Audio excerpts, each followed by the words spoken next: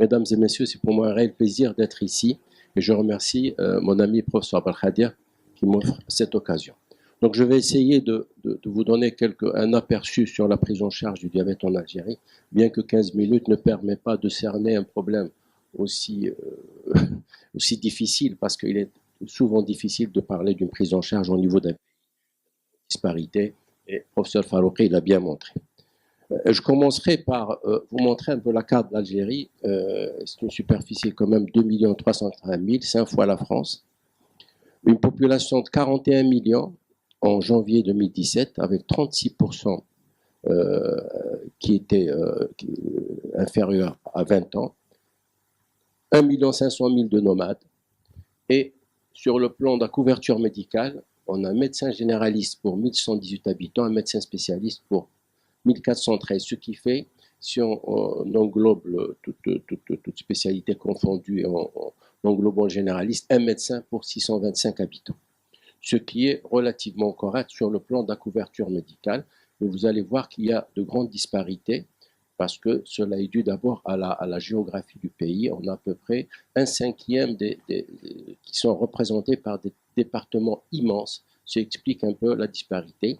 Et vous voyez, le plus gros des départements, qu'on appelle wilaya, se retrouve sur le littoral. Et donc, il y a une disparité, je prends la répartition, par exemple, des médecins spécialistes. Concernant les paramédicaux, on a un paramédical pour 325 habitants, ce qui correspond à un chiffre assez correct par rapport aux normes de l'OMS. Alors, concernant les infrastructures sanitaires que je donne ainsi, comme ça, globalement, pour donner, il y a 15 CHU et un EHU. Le HU, il a un statut particulier, c'est une gestion un peu particulière, qui couvre à peu près 14 000 lits. Les établissements hospitaliers, donc non universitaires, qui sont des établissements pouvant aller jusqu'à 600-800 lits, les établissements publics hospitaliers EPH de 240 lits, les établissements hospitaliers spécialisés de pédiatrie, de psychiatrie, etc., 76 établissements de proximité, ce sont les polycliniques en fait, et le secteur privé qui est en train de prendre une part de plus en plus importante. Et il y a à peu près 187 établissements publics. Et puis une activité de soins à domicile qui est développée depuis 3 ou 4 années et qui est hyper intéressante, qui nous permet de prendre par exemple les pieds diabétiques et les malades en fin de vie, ce qui un peu soulage l'espace public. Concernant le mode de prise en charge, le secteur public est gratuit, la prise en charge est gratuite, le financement est assuré par l'État et par l'assurance maladie, et il y a un secteur privé bien sûr qui est payant. Le remboursement des maladies chroniques se fait à hauteur de 80% du tarif de référence, et les maladies chroniques sont prises en charge à 100%. Le malade se présente avec sa carte Chifa au niveau de la pharmacie et il obtient tous les médicaments, et même plus qu'il n'en faut, puisque ça ne se cantonne pas uniquement aux médicaments du diabète. S'il a une grippe, tous les médicaments sont gratuits, ce qui est peut-être excessif. D'une façon globale, la caisse de sécurité sociale couvre 90% de la population, et le 10% qui reste, les malades à faible revenu qui ne sont pas assurés, sont pris en charge par le ministère de la Solidarité nationale. Alors, quelques chiffres concernant le diabète de type 1, le diabète de type 1, par rapport au gradient nord-sud, on a une position intermédiaire. Il se situe à peu près au niveau du Monténégro, d'Australie, concernant le chiffre d'incidence. Alors, toujours concernant ce diabète de type 1, en Algérie, il y a 3 registres du diabète. Vous savez que le type 1, c'est surtout les registres qui donnent une lumière sur ce type de diabète. Le premier registre oranien qui remonte aux années 80, on voit l'augmentation de l'incidence qui passe entre 93 et 2002, qui était à 12 pour 100 000 chez les moins de 15 ans, elle passe à 21 pour 100 000 entre 2003 et 2012. Et le taux de croissance annuel moyen était de 7,5%. Quand on s'intéresse aux aux âges entre 0 et 4 ans, 5, 9 ans, 10 et 14 ans, on se rend compte que ce sont surtout les plus jeunes, là où il y a un accroissement plus grand. Et on pourrait expliquer cela d'une part par le diagnostic qui est fait, parce qu'il y a une formation de généralistes qui sont maintenant sensibilisés aux problèmes de l'enfant, qui est très particulier.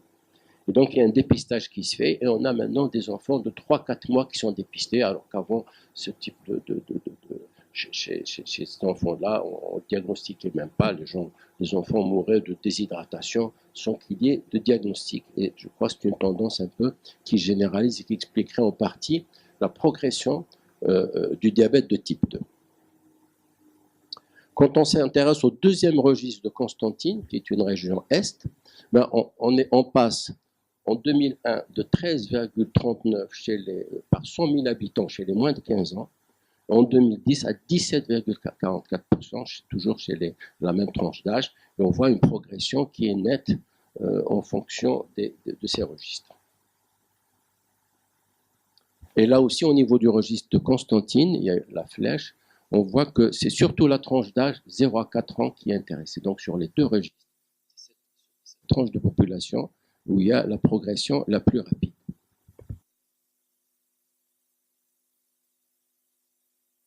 Le registre d'Alger qui est plus récent, qui date de 2010 et qui était à 22 pour 100 000, toujours chez les moins de 15 ans, il était de 22%. Mais il passe à 30% en 2014. Et quand je viens de revoir le registre d'Oran en 2016, ben, ils sont à 27%. Donc on est à peu près, je dirais, entre 25 et 30% chez les moins de 15 ans. Donc, il y a une progression assez rapide et qui pose des problèmes de prise en charge, bien entendu. Alors, quand le registre d'Alger, toujours, alors là, la répartition, c'est à peu près le tiers pour les 0,4 ans, 5-9 ans et 10-14 ans. On n'a pas cette prédominance de la tranche d'âge 0,4 ans. Alors, il y a une étude d'Ebker qui a été réalisée en Algérie, une étude d'Ebker pédiatrique. Alors, j'ai pris quelques diapos pour dire que il y a une surcharge pondérale chez les diabétiques de type 1, elle est à peu près de presque de 10%, et il faut signaler l'association maladie cœliaque qui atteint à peu près 4% des enfants, à laquelle il faut y penser presque systématiquement, parce qu'elle serait assez fréquente au Maghreb. Quand on s'intéresse à la qualité de la prise en charge, ben on voit ici que seulement 22% dans cette étude qui n'intéresse que certains services, donc elle n'est pas extrapolable à l'ensemble du pays, 22% ont moins de 7,5%. Comme vous savez, chez l'enfant, l'équilibre, c'est à partir au-dessous de 7,5%. Et d'autre côté, on voit que 27% ont plus de 10% d'hémoglobine glyquée, ce qui dénote une prise en charge. Et il faut savoir que la prise en charge des diabétiques de type 1 ne se fait correctement que dans les grands centres, parce que dans les villages, dans les petites villes, ils sont souvent livrés à soit une médecine des médecins généralistes ou bien au secteur privé, et que vous savez que la prise en charge de l'enfant nécessite quand même l'éducation thérapeutique, etc. Alors, les insulines, on a un tiers d'insuline humaine chez les enfants et les 2 tiers sont quand même sous insuline analogue et schéma basal-bolus. Les autres schémas, c'est surtout une association d'insuline humaine, donc intermédiaire, rapide, 2 fois par jour, qui est un schéma qui règle pas mal de problèmes, mais le schéma idéal, bien entendu, c'est le schéma basal-bolus. Quand on s'intéresse au nombre d'injections, donc il y a à peu près 50%, 48% qui sont sous 4 injections. Les 2 tiers utilisent un stylo. Il y a au moyenne 2 séances d'éducation thérapeutique, globalement. Concernant l'activité physique, un quart des enfants ne pratiquent pas d'activité physique. Et concernant le régime, là aussi, le tiers des enfants n'ont jamais entendu parler de régime. Alors, le diabète de type 2, qui lui pose un problème de prise en charge et qui est de par le nombre d'abord, puisque qui représente 85%, 85-90% des diabètes. Alors, les études, on a une première étude, Bezaoucha Alger, de 17%, selon les anciens critères de donc 1,40 g, elle était à 2,17%. L'autre étude qui était plus élaborée sur le plan méthodologique, qui a été réalisée par le professeur Malek ici présent, qui a montré, on est entre 1990 et 2000, qui a montré une prévalence type 2 à 8,8%. C'était vraiment à l'époque où il y avait, l'ADA avait changé les critères, l'OMS avait changé les critères diagnostiques, donc c'est 1,26 g. On a trouvé 8,8%. Et à la même époque, Houthi a trouvé au rang 7,1%. Donc on peut dire qu'on était autour de 8%. De toute façon, moins de 10%. Donc entre les années 90 et 2000, on était à moins de 10% de prévalence. Quand on voit les chiffres entre 2000 et 2010, l'enquête stepwise de l'OMS a révélé 8,9%, quand on corrige, c'était vers 10,2%.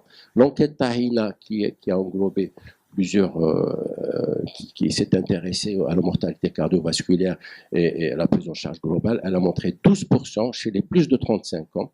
Et enfin, le dépistage de 2006, chez les plus de 18 ans, on était à 9,75%. Donc on peut dire qu'après 2000, les chiffres étaient autour de 10%. Quand on voit les chiffres qui ont suivi, c'était entre plutôt 10 à 12%. Et ceci est corroboré par une enquête récente de dépistage qui a été réalisée entre 2014 et 2015 par les cliniques mobiles, je vais en parler tout à l'heure des cliniques mobiles, qui a intéressé 11 000 sujets, âge moyen 53 ans, sexe ratio pratiquement le même, autant de femmes que d'hommes, l'IMC autour de 28, l'obésité 80% chez les femmes, 23% chez les hommes. L'obésité est un problème de santé publique chez nous. L'obésité abdominale est supérieure, on la retrouve chez plus de 80% des femmes. Certaines études, on va jusqu'à 90%. Et c'est un véritable problème de santé publique. Les dyslipémies, 10,6% chez les hommes, 19% chez les femmes. Les antécédents de diabète, 45%. Et cette étude a permis de dénombrer 15,4% des sujets dépistés en utilisant l'hémoglobine A1C qui était validée. Est-ce que l'hémoglobine A1C validée, vous savez, le problème du dosage d'hémoglobine A1C se pose au niveau de certains labos. On est à 15%, mais chez les 35-99 ans. Donc on a inclus même les sujets très âgés, ce qui explique un peu ce... Donc on serait entre 12-15% maximum de prévalence type 2. Mais ça, c'est des extrapolations. Si l'on s'intéresse aux sujets âgés, alors il y a une seule étude qui a été faite au niveau d'un département, qui est une étude sérieuse, puisqu'elle a fait l'objet d'une thèse doctorat en sciences médicales, donc tirage au sort, etc., validation des moyens de dosage. Chez les sujets de plus de 65 ans, on trouve 26% de diabète de type 2, donc un sujet âgé sur 4 est diabétique. Alors, ça pose un problème de santé publique parce qu'on se prépare. Il y a un vieillissement réel de la population. On est passé en 64, une espérance de vie de 47 ans à... En 2010, on était à 76 ans. Je viens de voir les résultats de 2017. On est à 77 ans moyenne. Les femmes vivent plus longtemps que les hommes. Et 62% en plus de 21 millions en plus de 20 ans. Donc, il faut vraiment se préparer à cette prise en charge des sujets âgés, d'autant plus qu'il n'y a pas de service de gériatrie, aucun service de gériatrie en Algérie. Donc, c'est une pathologie à laquelle il faut s'y attendre. Alors, j'ai pris comme ça, je parle plus du diabète gestationnel parce qu'il y a eu 1 million de naissances en 2015. Si l'on considère les enquêtes dans le cadre de thèses aussi qui ont été faites l'une à l'est et à l'ouest, on voit qu'on est autour de 6% anciens critères de l'OMS.